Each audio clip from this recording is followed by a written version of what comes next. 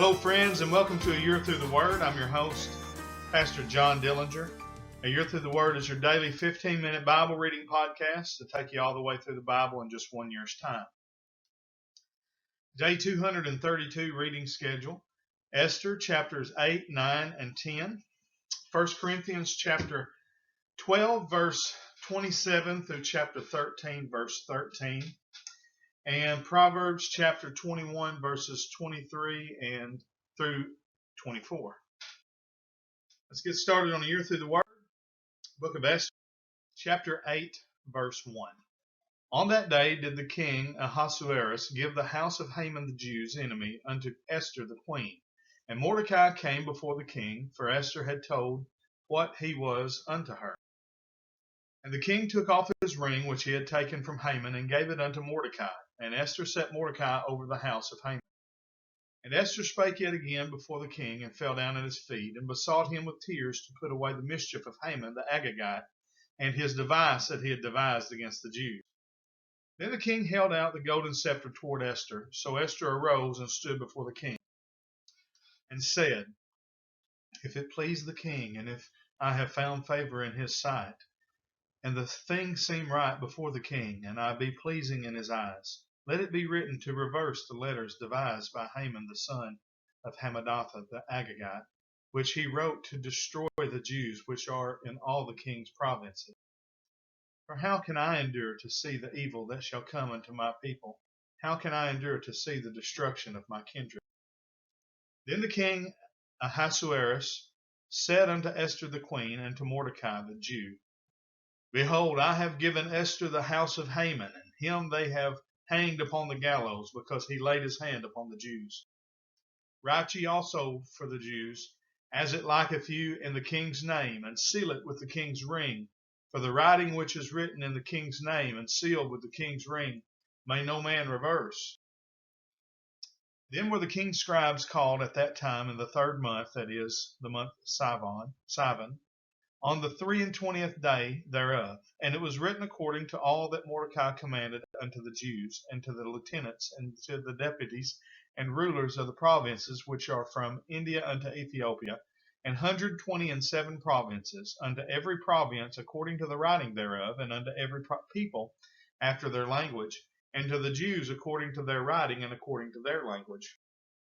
And he wrote in the king Ahasuerus' name, and sealed it with the king's ring, and sent letters by post on horseback, and riders on mules, camels, and young dromedaries, wherein the king granted the Jews which were in every city to gather themselves together, and to stand for their life, to destroy, to slay, and to cause to perish all the power of the people and province that would assault them, both little ones and women, and take the spoil of them for a prey.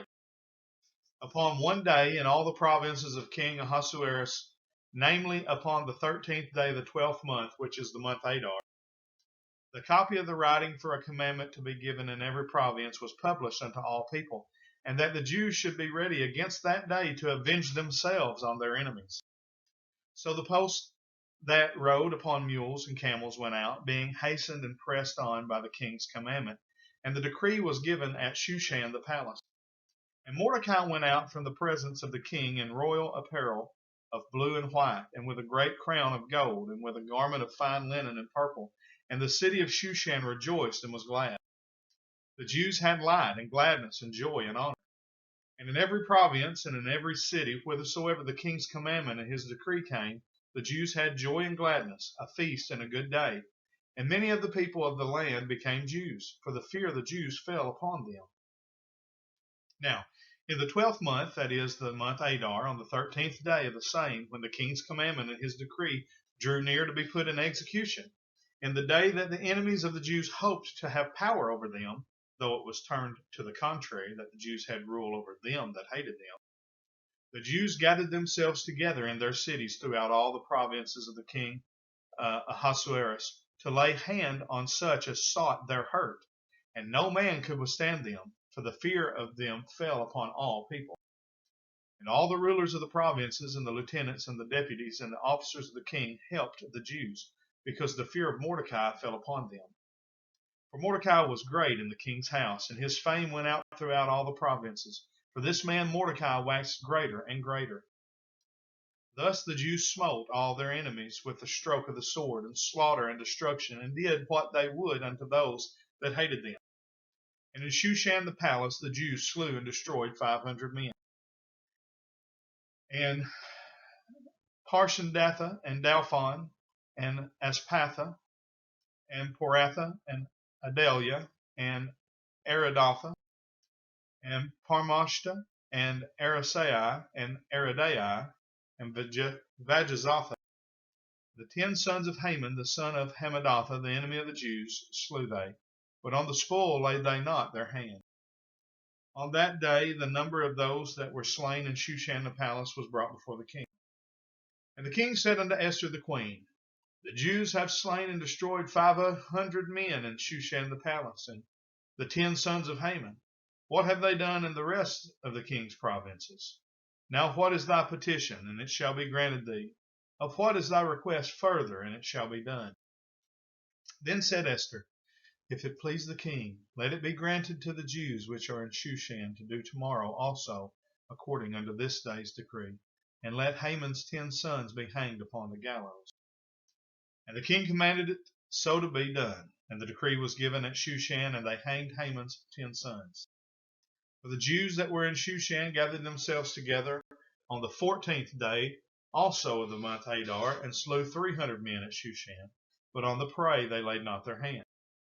But the other Jews that were in the king's provinces gathered themselves together, and stood for their lives, and had rest from their enemies, and slew of their foes 75,000, but they laid not their hands on the prey. On the 13th day of the month Adar, and on the 14th day of the same rest day, and made it a day of feasting and gladness. But the Jews that were at Shushan assembled together on the 13th day thereof, and on the 14th day thereof, and on the 15th day of the same they rested, and made it a day of feasting and gladness. Therefore the Jews of the villages that dwelt in the unwalled towns, made the 14th day of the month Adar a day of gladness and feasting, and a good day, and of sending portions one to another. And Mordecai wrote these things, and sent letters unto all the Jews that were in all the provinces of the king Ahasuerus, both nigh and far, to establish this among them, that they should keep the 14th day of the month Adar, and the 15th day of the same, yearly. As the days wherein the Jews rested from their enemies, and the month which was turned unto them from sorrow to joy, and from mourning into a good day, that they should make them days of feasting and joy, and of sending portions one to another, and gifts to the poor. And the Jews undertook to do as they had begun, and as Mordecai had written unto them. Because Haman the son of Hamadatha the Agagite, the enemy of all the Jews, had devised against the Jews to destroy them, and had cast pur, that is, the lot, to consume them and to destroy them. But when Esther came before the king, he commanded by letters that this wicked device which he devised against the Jews should return upon his own head, and that he and his sons should be hanged on the gallows. Wherefore they called these days Purim, after the name of Pur. Therefore, for all the words of this letter, and of that which they had seen concerning this matter, and which had come unto them, the Jews ordained and took upon them and upon their seed, and upon all such as joined themselves unto them, so as it should not fail, that they would keep these 2 days according to their writing, and according to their appointed time every year. And that these days should be remembered and kept throughout every generation, every family, every province, and every city. And that these days of Purim should not fail from among the Jews, nor the memorial of them perish from their seed. Then Esther the queen, the daughter of Abihail, and Mordecai the Jew wrote with all authority to confirm the second letter of Purim. And he sent the letters unto all the Jews to the 127 provinces of the kingdom of Ahasuerus, with words of peace and truth, to confirm these days of Purim in their times appointed, according as Mordecai the Jew and Esther the queen had enjoined them, and as they had decreed for themselves and for their seed the matters of fastings and their cry. And the decree of Esther confirmed these matters of Purim, and it was written in the book. And the king Ahasuerus laid a tribute upon the land and upon the isles of the sea. and all the acts of his power and of his might, and the declaration of the greatness of Mordecai, whereunto the king advanced him, and are they not written in the book of the chronicles of the kings of Media and Persia? For Mordecai the Jew was next unto King Ahasuerus, and great among the Jews, and accepted of the multitude of his brethren, seeking the wealth of his people, and speaking peace to all his seed. Book of 1 Corinthians, chapter 12, verse 27. Now ye are the body of Christ, and members in particular. And God hath set some in the church, first apostles, secondarily prophets, thirdly teachers, after that miracles, then gifts of healings, helps, governments, diversities of tongues. Are all apostles? Are all prophets? Are all teachers? Are all workers of miracles? Have all the gifts of healing? Do all speak with tongues? Do all interpret? But covet earnestly the best gifts, and yet show I unto you a more excellent way. Though I speak with the tongues of men and of angels, and have not charity, I am become a sounding brass or a tinkling cymbal. And though I have the gift of prophecy, and understand all mysteries and all knowledge, and though I have all faith, so that I could remove mountains, and have not charity, I am nothing. And though I bestow all my goods to feed the poor, and though I give my body to be burned, and have not charity, it profiteth me nothing. Charity suffereth long, and is kind. Charity envieth not. Charity vaunteth not itself, is not puffed up, doth not behave itself unseemly, seeketh not her own, is not easily provoked, thinketh no evil, rejoiceth not in iniquity, but rejoiceth in the truth, beareth all things, believeth all things, hopeth all things, endureth all things. Charity never faileth, but whether there be prophecies, they shall fail. Whether there be tongues, they shall cease. Whether there be knowledge, it shall vanish away. For we know in part, and we prophesy in part. But when that which is perfect is come, then that which is in part shall be done away. When I was a child, I spake as a child. I understood as a child. I thought as a child. But when I became a man, I put away childish things. For now we see through a glass darkly, but then face to face. I know in part, but then shall I know even also as I am known.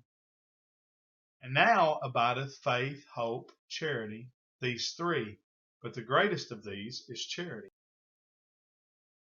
Book of Proverbs, chapter 21, verse 23. Whoso keepeth his mouth and his tongue keepeth his soul from troubles.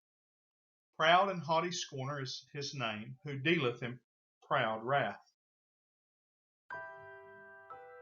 Well, that brings us to the end of day number 232. As we say each and every day, we thank you for joining us on this journey. Ask that you would like and share the video on YouTube and Facebook. Make sure you subscribe to our channel. Make sure you hit the notifications bell and leave a comment down there, and that'll help get this out in front of more people. But also make sure you share it with your family, your friends, your co-workers, your church members, your Sunday school class, whoever you come in contact with on a daily basis.